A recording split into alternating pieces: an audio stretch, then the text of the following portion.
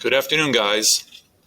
Okay, so today I'm going to do a short video about biographical treatment of critical lens theories. So again, when you're looking at this document that I have open in Schoology under Monday, this is the second page of the listing. So as a quick refresher, you've got the three elements that make up the philosophies of criticism: the text itself, the reader's interpretation, and the author's intentions, or you can also say his interpretations of the text. So if you scroll down to biographical, notice the reader, in this case, does not have an influence over the text nor over the author. So in this type of essay, the first thing you got to remember, you are not writing from the standpoint of a reader. It's strictly from the standpoint of the biography of the author and how that influenced the production of the text. Okay. So as I've written down here in the caption, the emphasis is placed in the author's life and how evidence of their life can impact creation of the text. So you're looking for possible motivation on the author's life and how it influenced the output, how it influenced the creativity and the talent that's being shown, the skill that's being shown in the work, the word choice. A deeper understanding can be gained when you look at their writing, when you examine their life in conjunction. So I'm going to do a very brief example through the Goose Girl and the Brothers Grimm themselves. Okay. But again, I would not mention the reader at all. You do not say a reader could feel, or a reader is sometimes confused by, or a reader finds it hard to understand the images. You don't look at the reader. You don't look at any influence that you yourself may have over the text. You're strictly examining the author, the text itself. Okay, so now, in the story of the Goose Girl, in particular, the way I'm going to handle this, if you look at the plot, okay, you have a young girl who starts out as a princess in a very secure environment. She has a loving mother. There is an absent father figure. But because the mother's a queen and the young girl is a princess, she has security. Everything is fine. There's no problem with this arrangement. However, like I mentioned a few videos ago, the mother has made arrangements with another distant kingdom in a contractual marriage, and the young princess has to move away. Her security is taken away, and therefore that's where she falls into the conflict with the chambermaid, and it escalates from there. Her worth, the princess's worth, and her capabilities as a princess are taken into question, and she's misidentified as someone of lower class. The impressions of the upper class are misidentifying the princess, all through the slanders of the chambermaid. Okay, that's the basic premise. When you go to a biography of the Brothers Grimm, there's some interesting facts you can find in the context of the situation. So just looking at how and why they gathered these stories. Remember, they did not write these themselves. They're collecting these. They're interviewing various people and seeing what information or what stories they can gather from these various women, all within what is now considered the perimeter of Germany. This is the age of Romanticism, It's called romantic nationalism. Each country was building up a greater sense of self-identity based on the country of origin. So France was doing this, England was doing this, Ireland was doing this, Germany was doing this as well. This cluster of kingdoms that speak a German tongue, they wanted a stronger sense of connection between all these people. The Grimm brothers were part of that movement. The whole Romantic era of the 1800s, part of the 1700s to the 1800s, was all about collections and libraries and museums. The people, especially those of noble birth or upper middle class, were collecting as much information they could about the past. Nobody had really done this type of endeavor before. It was a century of archive, a century of building up data to prove and qualify the merits of a particular country. So, what's going to happen? The Grimm brothers are interviewing a lot of people. In particular, under mythology, right here, this paragraph that I've highlighted, it says the brothers gained a reputation for collecting tales from peasants, although many tales come from the middle class or aristocratic acquaintances. Now, that's leaving you open to a situation were they, in particular, the brothers, influencing the type of stories that they were collecting? How much of their endeavor was being controlled? How much of the project was controlling their choices in the stories? If you've ever get a chance to read the full collection, you'll notice there's a lot of repetition from other stories from other countries. For instance, there's a Snow White version that originally comes from Italy. The original version comes from Italy. There's a Cinderella story, and that's originally from France. Okay, so some stories, other countries have an older version. But again, what the brothers are doing, they're interviewing nannies, they're interviewing farm wives, they're interviewing middle-class wives and asking them what stories do they tell their children at night to help them go to sleep. And as a consequence, they have this vast quantity of interviews to choose from. When you look at the situation of the Goose Girl in particular, she's of noble class. Most of the stories from the populace, from the culture of Europe, would have story, and even today they do this. If you look at the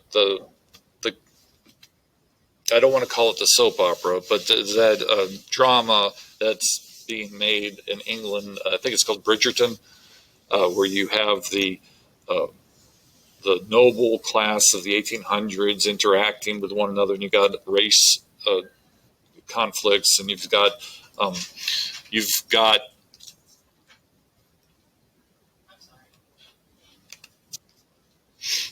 sorry about that, someone interrupted, and I lost my train of thought.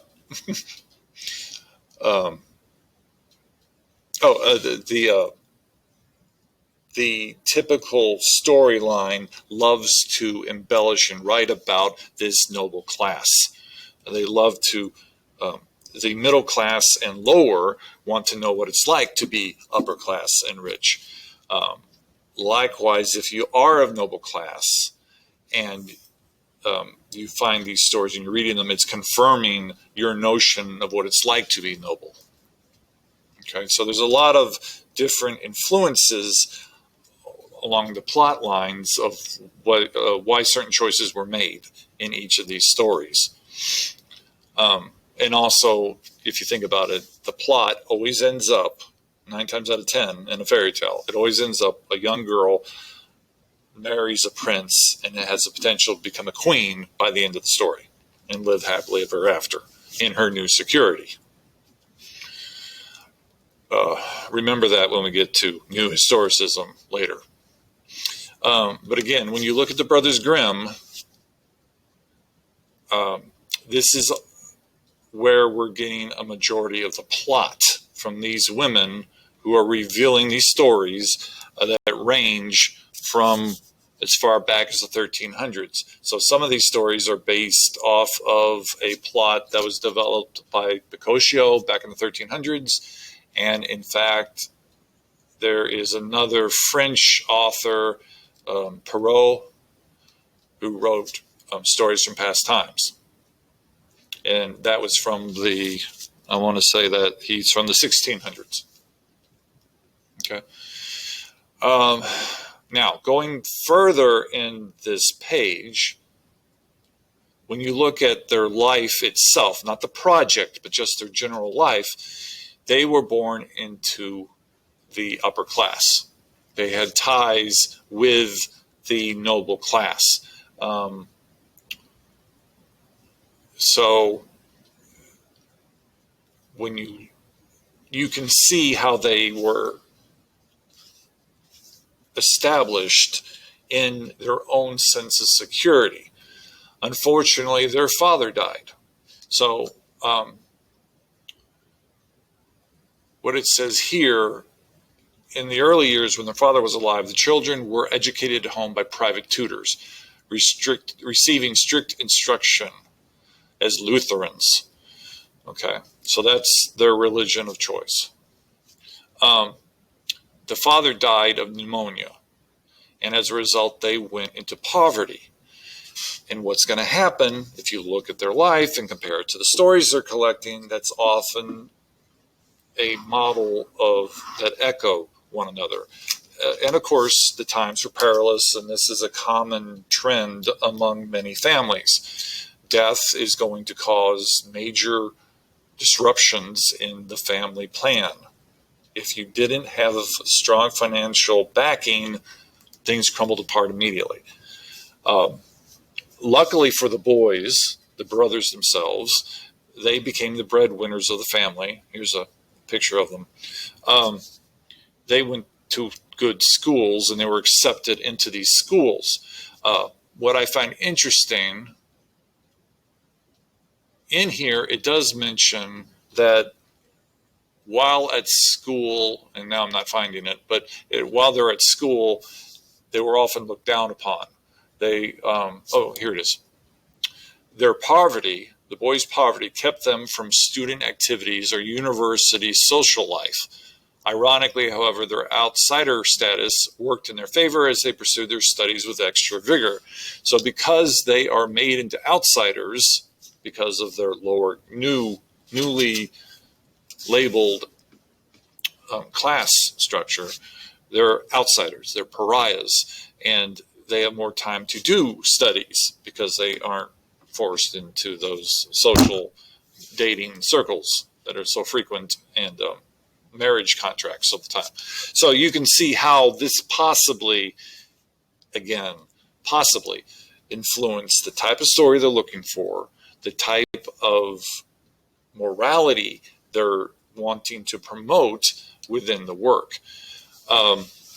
Another resource that I have does mention the fact that they sometimes tweaked the stories and added a stronger religious sense, how God has set a plan for everybody, and faith is a major consequence. If you have strong faith and you're born poor, you know at your death you're going to go to heaven. Whereas if you're born rich and you have a lack of faith, you're not going to maintain those riches. You're not going to get rewards. You're going to get punishment and go to hell. So this type of logic is interwoven into the choices they've collected.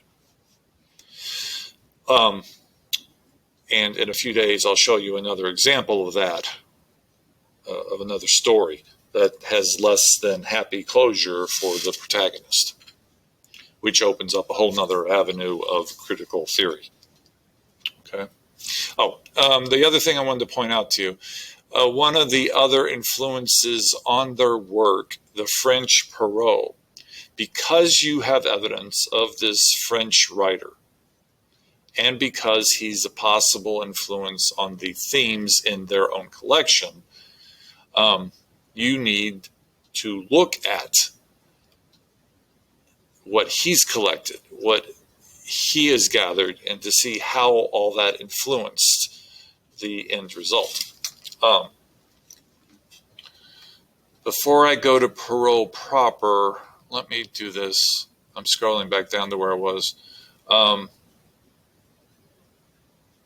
And I'm looking for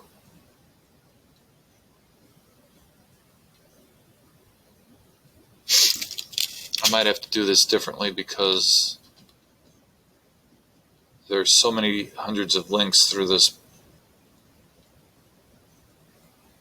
Just bear with me for a second. Yeah, I'll do it this way. I got it written down so I can spell this out right.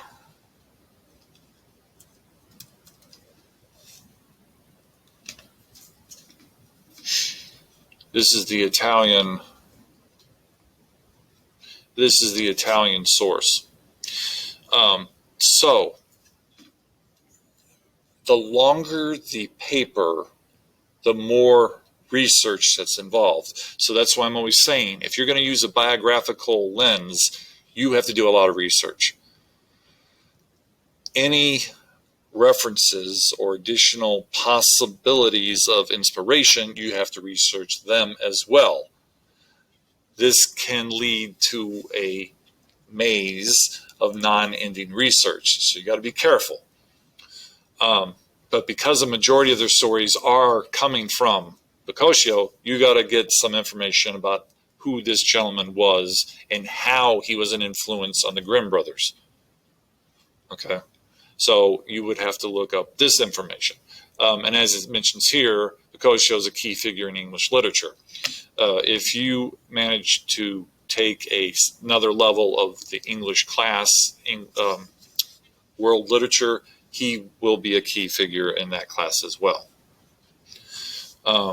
Likewise, Dante was an influence on Boccaccio, and Petrarch, as we call him in English, is another influence on him. So, I mean, and here Petrarch's right there. So the more you look at this, it's like peeling an onion. You're going to get a new layer with more information. You dig deeper, you get more information, dig deeper, you get more information. It's going to be hard to sort through all of this. I really caution people to be very careful. As easy as a biographical lens sounds, it involves a lot of outside research.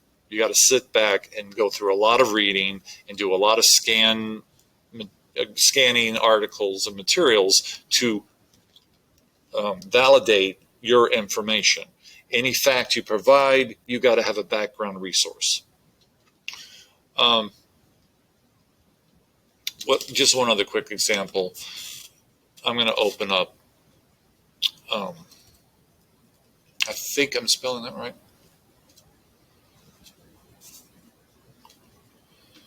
And in this case,